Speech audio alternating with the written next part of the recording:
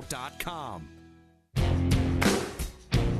You are listening to the show that is all about small business, jobs, and entrepreneurship. You're listening to Get Down to Business. I'm your host, Shalom Klein. Great conversation with John Maxwell about sales, and now thrilled to be joined over the telephone with Chicago City Treasurer Kurt Summers.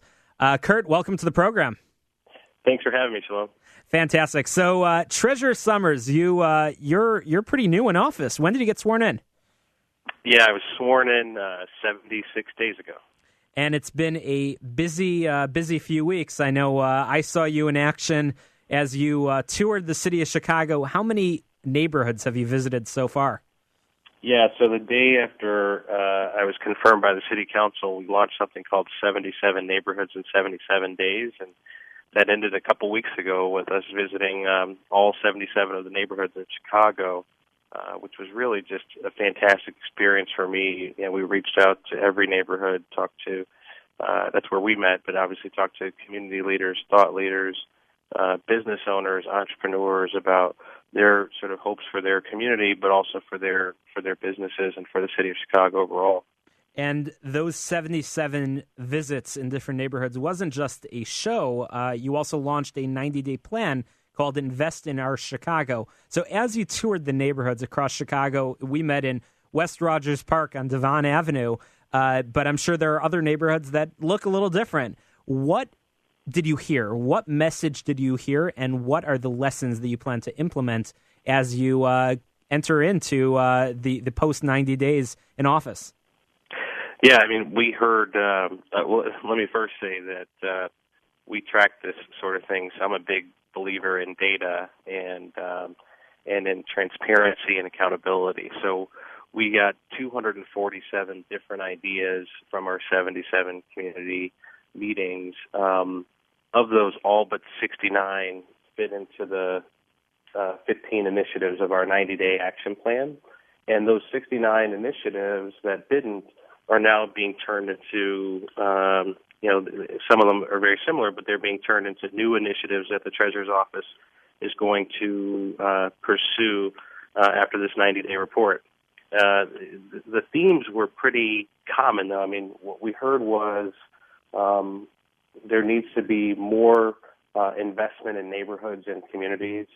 There needs to be more support for Chicago small businesses. There needs to be more transparency in terms of the types of opportunities that are available for local companies to grow and to seek investment. These are all things that basically are the foundations of my administration.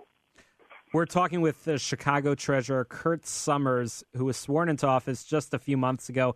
And it sounds like from the 77 visits and the very ambitious 90-day plan, you've got your work cut out for you.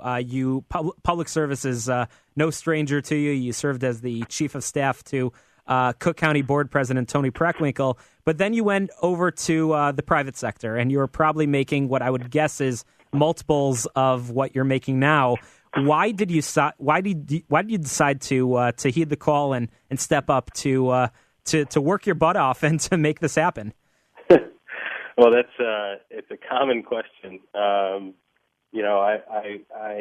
will tell you this is the fourth time in my career where I've taken a pay cut basically to do something of service, and so it's really just part of my DNA. I've always answered the call to serve.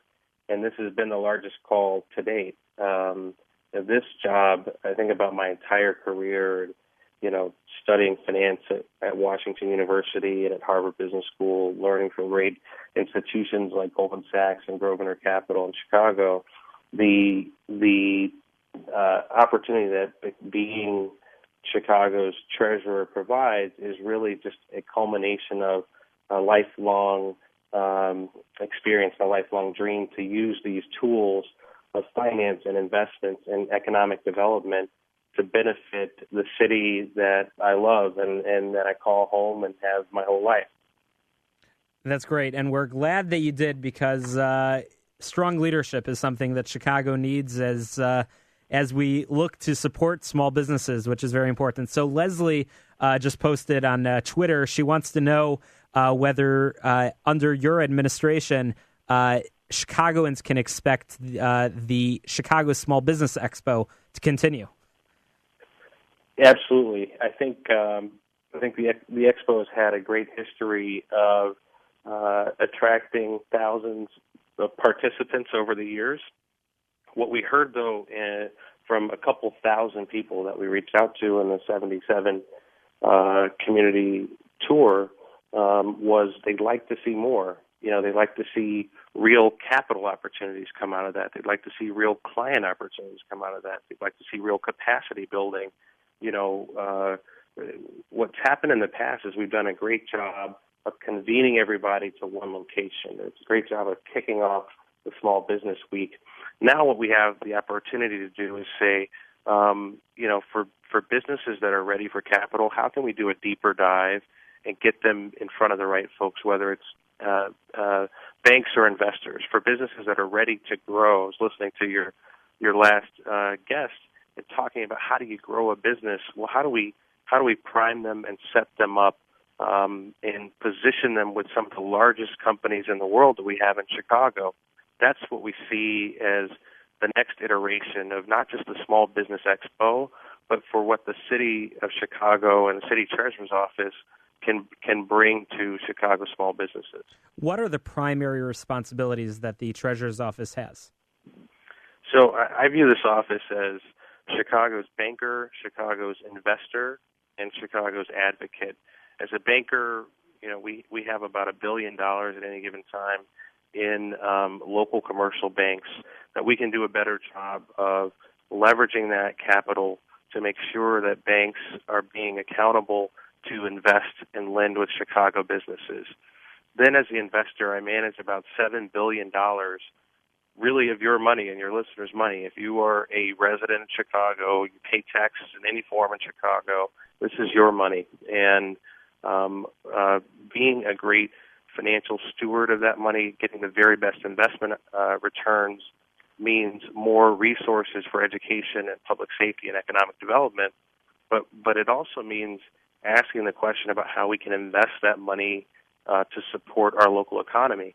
Today, there's really no mandate or policy to do that, and I want to do that, which gets to the third kind of leg of the stool in being an advocate.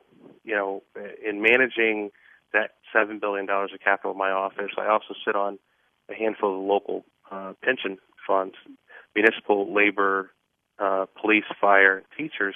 Those funds manage $25 billion in assets, which we have an ability to leverage and advocate for investors around the world to look at Chicago as a strong investment, look at our human capital, look at our small businesses and our growing entrepreneurs for investment opportunities. And there's a question that has come up several times in recent weeks on the show. Many of our listeners are small business owners. Many of them might be called micro business owners because they might just have them and maybe a spouse or a child that's in the business. I know that there are contract opportunities with the city of Chicago. The city of Chicago is a huge business, for lack of a better term. There must be opportunities for micro businesses to work together with the city of Chicago to get a contract. Do you support an initiative like that to help really, really tiny businesses to be able to get a contract? Well, I think there are three things. The simple answer to that is yes, absolutely, 100%. But here's how you make that tangible. First of all, several years ago, the treasurer's office and then subsequently the mayor launched the micro lending program, which has made over 100 different loans through 3 capital access centers to small businesses around the city. And those loans are on the average of $10,000 or so. So this is really kind of micro lending for micro businesses, and they've been tremendously successful so far. We need to grow that program. We need to grow from 3 capital access centers to much more than that, and we need to grow the loan size from $10,000 to call it $50,000 or more. That's number one. Number two, there are and should be tremendous opportunities to disaggregate some of our large contracts into smaller contracting opportunities for local small businesses. And I fully support that, and it's something that I did when I was the chief of staff for Cook County. Well, Treasurer, it sounds like we're going to have to continue this conversation because this is something so important. Your website is ChicagoCityTreasurer.com. What's the telephone number for your office? Well, Treasurer Summers, I think we lost him there for a second. ChicagoCityTreasurer.com. Thanks for joining us. After the break, we're talking more small business. We saw this coming.